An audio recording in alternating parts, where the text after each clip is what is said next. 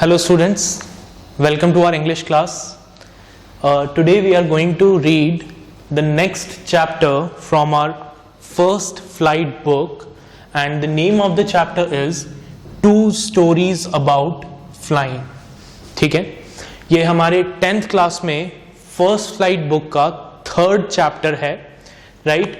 और इस particular chapter में जैसा कि टाइटल हमें सजेस्ट कर रहा है, हम फ्लाइंग की दो स्टोरीज को पढ़ेंगे.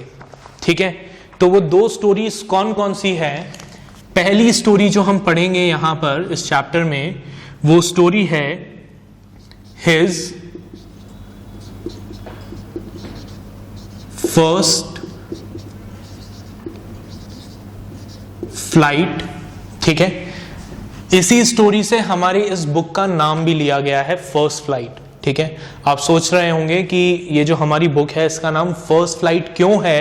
तो वो फर्स्ट फ्लाइट नेम इसी स्टोरी से लिया गया है. ठीक है, इसी स्टोरी के टाइटल से लिया गया है. और जो सेकंड स्टोरी हम पढ़ेंगे इस चैप्टर में, वो सेकंड स्टोरी है ब्लैक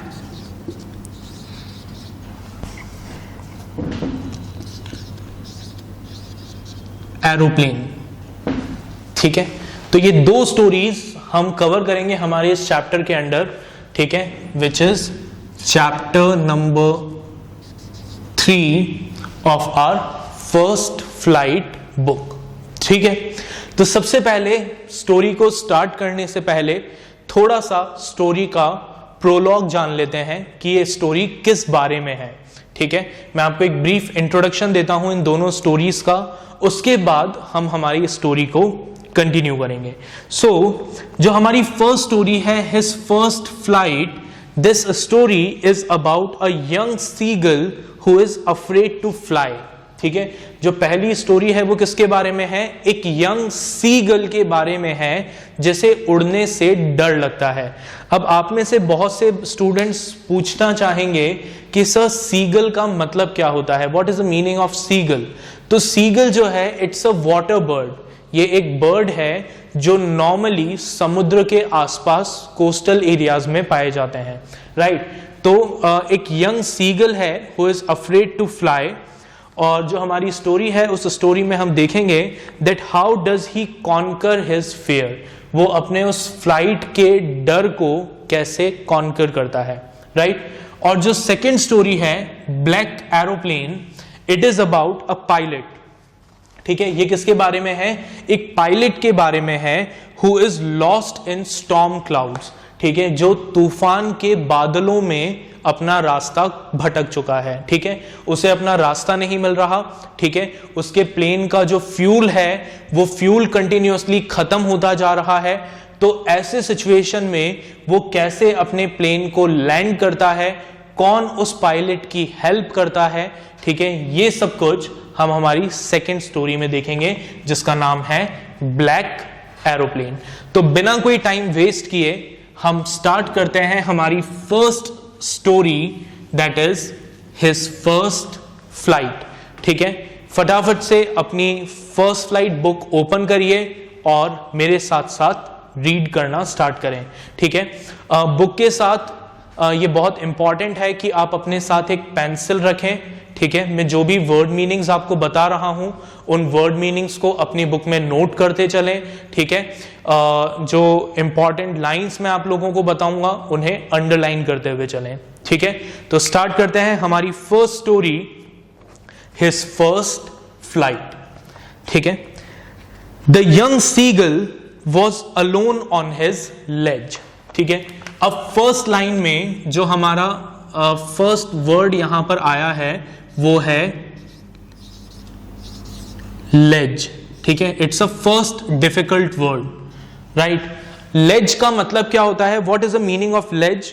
अगर आप अपनी बुक में देखेंगे तो आपके बुक में इसका मीनिंग दिया हुआ है. What is a Lay's?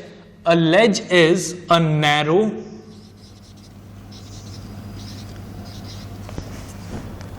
Horizontal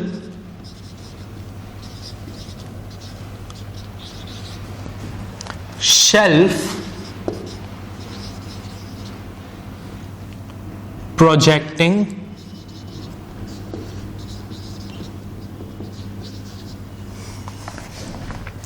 from a wall or a cliff। ठीक है, मतलब किसी वॉल या किसी क्लिफ दैट इज चट्टान के पास में जो थोड़ी सी स्पेस बाहर निकली हुई रहती है, ठीक है, जो एक नैरो स्पेस बाहर निकली हुई रहती है, उसे क्या कहा जाता है? उसे क्लिफ कहा जाता है। ठीक है, जैसे अगर आप अपनी खिड़कियों के बाहर अगर आप देखेंगे तो खिड़की के नीचे आप देखते हैं कि एक छोटी सी हॉरिजॉन्टल स्पेस होती है, ठीक है, जिस पर आप खड़े हो सकते हैं, लेकिन वो बहुत नैरो स्पेस होती है। That particular space is known as ledge. ठीक है, इसे क्या कहा जाता है? इसे लेज कहा जाता है। तो देखिए क्या पढ़ा हमने? A young seagull was alone on his लेज।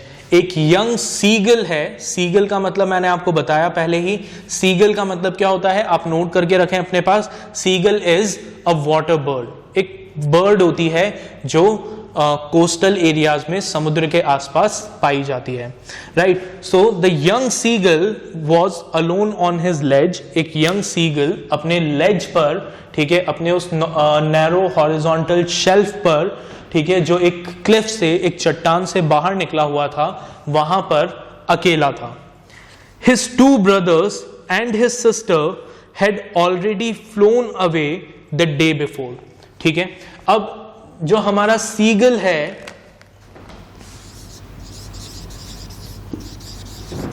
उसकी फैमिली में कौन कौन है? उसकी फैमिली में है उस सीगल के फादर, मदर, ठीक है, 2 ब्रदर्स एंड अ सिस्टर। ठीक है, father, mother, 2 brother, 1 sister and the young seagull, ये हमारी कंप्लीट फैमिली है। तो क्या देखा उसने? उसने देखा कि उसके जो दोनों ब्रदर्स हैं और जो उसकी सिस्टर है, उन्होंने एक दिन पहले ही फ्लाई करना सीख लिया है। They had learn to fly.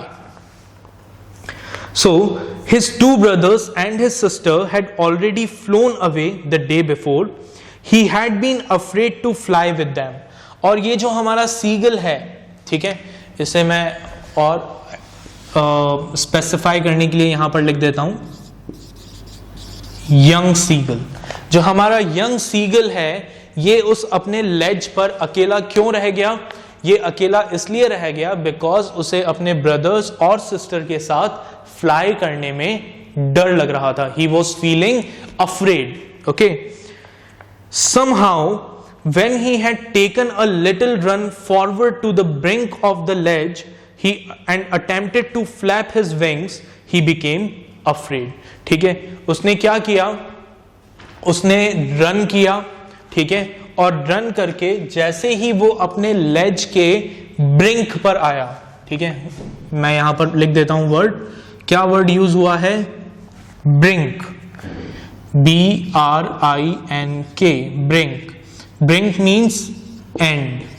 ठीक है, जब वो अपने लेज के एंड पर आया, and attempted to flap his wings, और अपने विंग्स को फ्लैप करके उड़ने की कोशिश करना स्टार्ट किया, ही बिकेम अफ्रेड। वो एकदम से डर गया, उसे उड़ने से डर लगने लगा। The great expanse of sea stretched down beneath. ठीक है, उसने जब अपने लेज के ब्रिंक से, यानी अपने लेज के एंड से नीचे देखा, तो उसे क्या नजर आया? सामने बहुत सारा दूर दूर तक क्या नजर आया? ओशियन नजर आया, समुद्र नजर आया। ठीक है, the great expanse of sea stretched down beneath and it was such a long way down, miles down. और जब उसने नीचे देखा तो जो वाटर था सी का, वो उसे कैसा नजर आया? उसे ऐसा लगा जैसे वो वाटर क्या है? मीलों नीचे है। इट इज माइल्स डाउन, कई मील नीचे है। ठीक है, अब आप याद करें, मैंने आप लोगों को एक लिटरेरी डिवाइस बताया था जिस लिटरेरी डिवाइस का नाम था हाइपरबोली। ठीक है, हाइपरबोली में मैंने आपको बताया था कि हाइपरबोली का मतलब क्या होता है। हाइपरबोली इज अनरियलिस्टिक और अननेचुरल एग्जैगरेशन, मतलब किसी बात को बढ़ा चढ़ाकर बताना so as to emphasize on a fact, किसी फैक्ट पर एम्फसाइज करने के लिए किसी बात को बढ़ा चढ़ाकर बताना। अब यहां पर क्या लिखा हुआ है, यहां पर लिखा हुआ है it was such a long way down, miles down. अब इन रियलिटी जो लेज से सी लेवल जो था, it was not miles down, वो एक्चुअल में मीलों दूर नहीं था, but just to emphasize on the depth, ठीक है, उस लेज के हाइट पर एम्फसाइज करने के लिए जो हमारे राइटर हैं, उन राइटर ने क्या किया, राइटर ने बात को बढ़ा चढ़ाकर बताया। ठीक है, एग्जैगरेट किया कि उसने जब लेज से नीचे देखा तो he found that water miles down, कि वो पानी जो था वो मीलों दूर था। Right, actually in reality it was not miles down, right, but just to emphasize on the fact that the height of that ledge is huge, ठीक है, हाइट बहुत ज्यादा थी, and secondly the seagull was afraid, इसलिए इस बात पर emphasize करने के लिए जो हमारे ऑथर हैं उन्होंने यहां पर ये वर्ड यूज किया माइल्स डाउन। तो आप इसको अंडरलाइन करें और अंडरलाइन करके लिख लें, literary device is hyperbole. He felt certain that his wings would not support him, ठीक है, हमारा जो सीगल था उसे ये लगा कि उसके जो विंग्स हैं, his wings would not support his weight, कि उसके विंग्स उसके वेट को सपोर्ट नहीं कर पाएंगे। ठीक है, उसके विंग्स उसका वेट नहीं उठाएंगे। So he bent his head and ran away back to the little hole under the ledge where he slept at night। तो उसने क्या किया, वो फटाफट से भागकर वापस अपने लेज के पीछे जो होल था जहां पर वो रात को रुका था, उस होल में जाकर बैठ गया। ठीक है, he does not have that courage to take the jump. Even when each of his brothers and his little sister, whose wings were far shorter than his own, ran to the brink, flapped their wings and flew away, he failed to muster up courage to take that plunge which appeared to him so desperate। ठीक है, even की जब उस seagull के brother और उसकी जो sister थी जिसके विंग्स यंग सीगल से बहुत छोटे थे, उसने उस क्लिफ से, उस लेज से जंप किया, फ्लाई किया, तो उन्हें देखकर भी हमारा यंग सीगल वो करेज गैदर नहीं कर पाया कि वो जंप कर सके। ठीक है, वरना नॉर्मली क्या होता है, जब हम और दूसरे लोगों को कुछ काम करते हुए देखते हैं सक्सेसफुल तरीके से, तो हम क्या होते हैं, हम एनकरेज होते हैं। ठीक है, हमें एक पॉजिटिव एनर्जी मिलती है। ठीक है, हमें लगता है कि अगर कोई दूसरा उस काम को कर सकता है तो हम भी कर सकते हैं। लेकिन हमारे इस यंग सीगल के साथ ऐसा नहीं था। उसने देखा कि उसकी सिस्टर, उसके ब्रदर जो हैं वो फ्लाई कर रहे हैं। ठीक है, उसकी सिस्टर के विंग्स उससे भी छोटे हैं, लेकिन फिर भी उसकी सिस्टर फ्लाई कर रही है, लेकिन हमारा जो सीगल था उसमें वो कॉन्फिडेंस नहीं आ पा रहा था। ठीक है, His father and mother had come around, calling to him shrilly, upbraiding him, threatening to let him starve on the ledge unless he flew away। ठीक है, जो हमारा सीगल था उसके फादर और मदर उसके पास आए और उन्होंने उसके पास आकर उसे कहा, पहले तो क्या कहा, पहले तो उसको आवाज लगाई, उसको एनकरेज किया, उसे मोटिवेट किया that you can do it. लेकिन जब वो सीगल फ्लाई नहीं कर पाया तो उन्होंने उसको थोड़ा सा डांटा। ठीक है, अपग्रेडिंग मींस स्कूल्डिंग, उसको डांटा। ठीक है, कि तुम फ्लाई करो, इतना डर, अपना डर छोड़ो और जंप करो। लेकिन जब वो तब भी नहीं माना तो उसके फादर और मदर ने उसे क्या कहा, उसके फादर और मदर ने उसे थ्रेटन किया, उसको धमकी दी। क्या धमकी दी, that they will let him starve on his ledge, कि वो उसे उसी लेज पर भूखा छोड़ देंगे अनलेस ही फ्लू अवे, जब तक कि वो फ्लाई नहीं करेगा। तो सिचुएशन कुछ कैसी है, सिचुएशन मैं यहां पर आपको बता देता हूं थोड़ा सा विजुअली।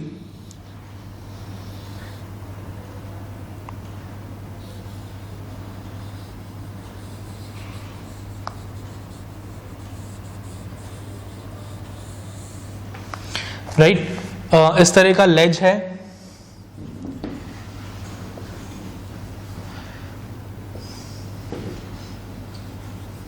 नीचे क्या है, ओशियन, राइट।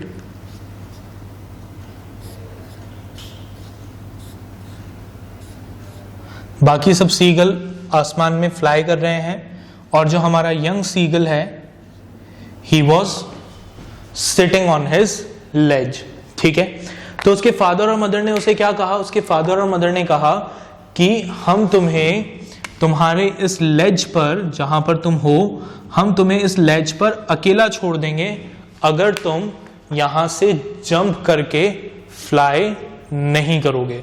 ठीक है, we will not provide you any food until and unless you will jump from your ledge and start flying.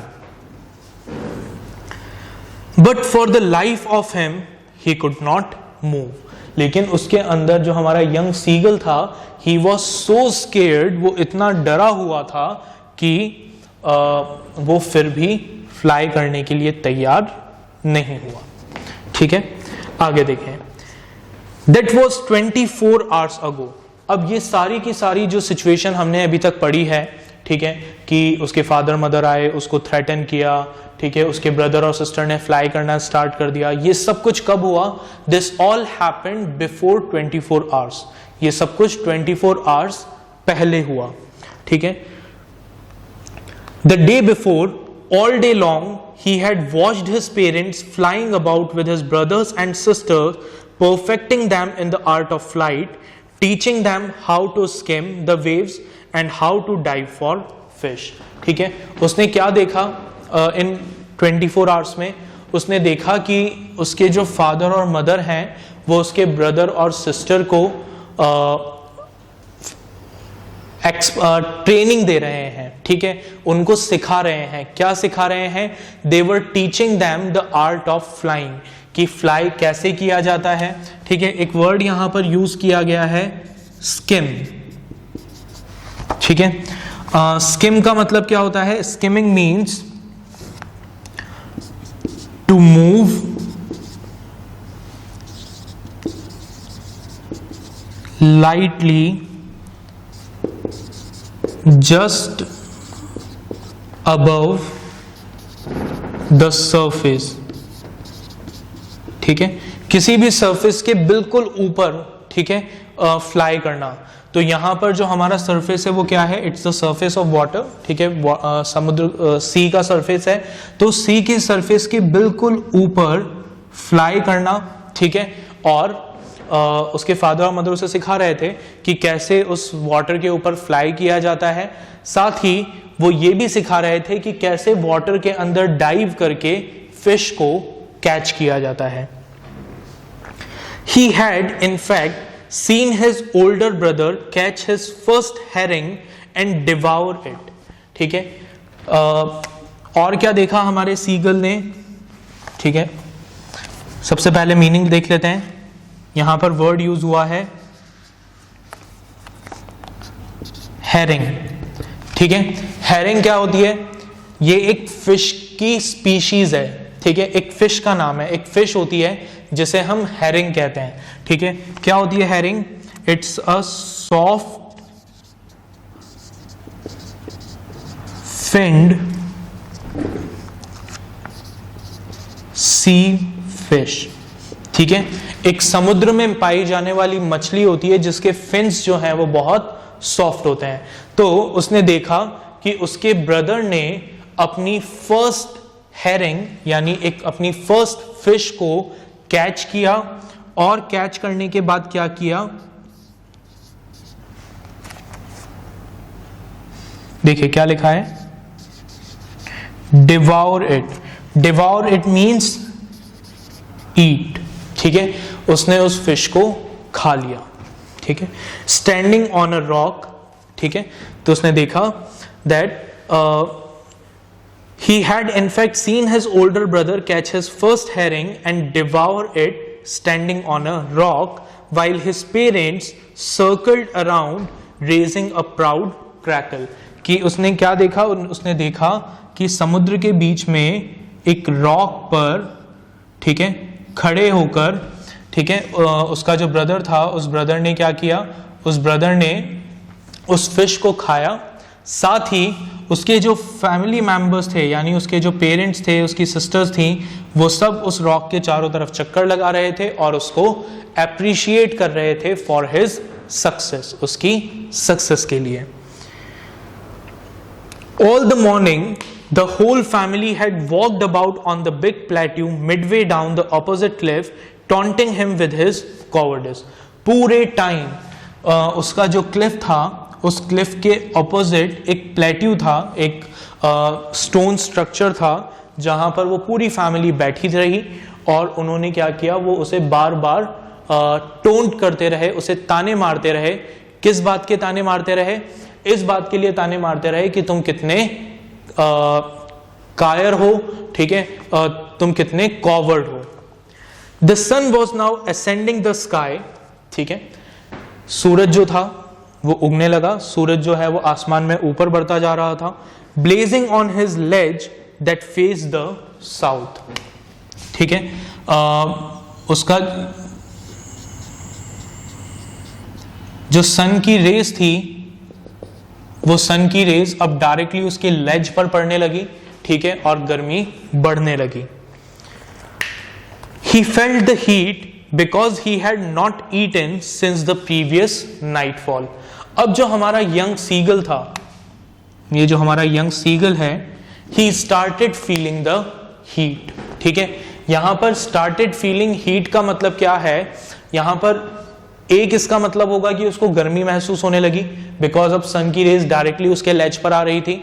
और इसका दूसरा मतलब जो है, इसका जो दूसरा इंटरप्रिटेशन है, वो इंटरप्रिटेशन ये है that since he was weak, ठीक है, उसने पिछले 24 घंटे से कुछ भी नहीं खाया था, इसलिए वो क्या हो गया था? वीक हो गया था. इसलिए जो सन की रेज थी, ठीक है, जो नॉर्मल हीट भी थी, वो भी उसको बहुत ज्यादा अफेक्ट करने लगी थी, उसको बहुत ज्यादा परेशान करने लगी थी. Right, so he felt the heat because he had not eaten since the previous nightfall.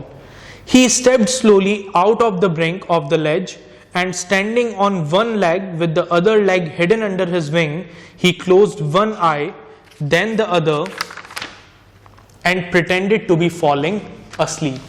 अब इसने क्या किया? हमारे सीगल ने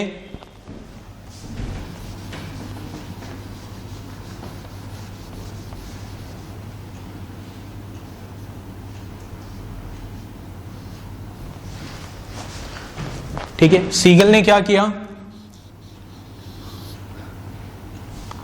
वो अपने लेज के बिल्कुल एंड पर आया, ठीक है, एंड पर आकर उसने अपनी एक पैर पर खड़ा हो गया, दूसरा पैर अपने विंग्स के नीचे छुपा लिया, अपनी एक आंख को बंद किया और फिर दूसरी आंख को भी बंद कर लिया.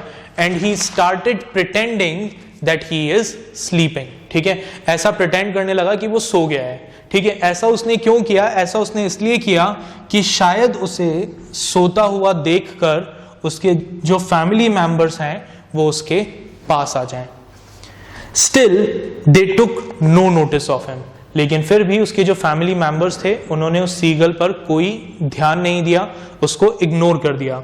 He saw his two brothers and his sister lying on the plateau, dozing with their heads sunk into their neck. उसने देखा कि उसके जो दोनों ब्रदर्स और सिस्टर्स हैं वो अपने उस प्लेट्यू पर बैठे हुए हैं और अपने हेड को अपने नेक में छुपाकर सो रहे हैं. His father was preening the feathers on his white back. अब यहां पर एक और वर्ड यूज किया गया है. क्या वर्ड यूज किया है? प्रीनिंग.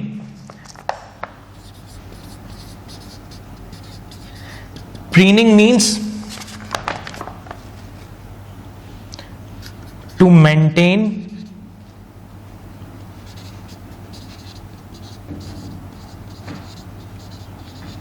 feathers. आपने देखा होगा बर्ड्स को कि वो अपने चोंच से क्या करते हैं, बार बार अपने फेदर्स को एडजस्ट करते रहते हैं, उनको अरेंज करते रहते हैं. So that act of maintaining feathers is known as preening. तो उसने देखा कि उसके फादर जो हैं वो अपने वाइट बैक के फेदर्स को एडजस्ट कर रहे हैं, right. Only his mother was looking at him. ठीक है, उसके ब्रदर्स, उसके फादर, कोई भी उस पर ध्यान नहीं दे रहा था, सिर्फ उसकी मदर थी जो उसे देख रही थी. She was standing on a little high hump on the plateau, her white breast thrust forward. उसकी मदर प्लेट्यू पर थोड़े हायर पोजीशन पे खड़ी थी, ठीक है, और उसे देख रही थी. Now and again she tore at a piece of fish that lay at her feet and then scraped each side of her beak on the rock. हर थोड़ी थोड़ी देर में उसकी मदर के पैर के पास जो फिश पड़ी थी वो उस फिश का एक टुकड़ा तोड़ती थी एंड देन वो क्या करती थी, अपने बीक को साफ करने के लिए अपने बीक को यानी जो चोंच होती है उसे रॉक पर रब कर रही थी. The sight of the food maddened him. अब ये जो हमारा यंग सीगल था, he was hungry for 24 hours, 24 घंटे से भूखा था, और जब उसने फूड को देखा तो वो एकदम पागल सा हो गया. How he love to tear food that way, scraping his beak now and again to whet it. ठीक है, वो ये देख रहा था, सोच रहा था कि उसे कितना अच्छा लगता था फिश को इस तरीके से टेयर करना और अपने जो बीक थी उस बीक को रॉक्स पर रब करके वेट करना. ठीक है, whet means it's not wet, it's whet, WHET. Whet means to sharpen. ठीक है, अपनी बीक को शार्प करना. ठीक है, तो वो ये सब कुछ सोच रहा था कि उसकी मदर जो है वो फूड को एंजॉय कर रही है, उसे भी कितना अच्छा लगता है इस तरीके से फूड को टेयर करना, फिश को टेयर करना, अपने बीक को शार्प करना. लेकिन since he can not fly, क्योंकि वो उड़ नहीं सकता था, इसलिए वो इन सब एंजॉयमेंट से, उस लग्जरी से, कौन सी luxury, luxury of eating that fish, उस लग्जरी से दूर था.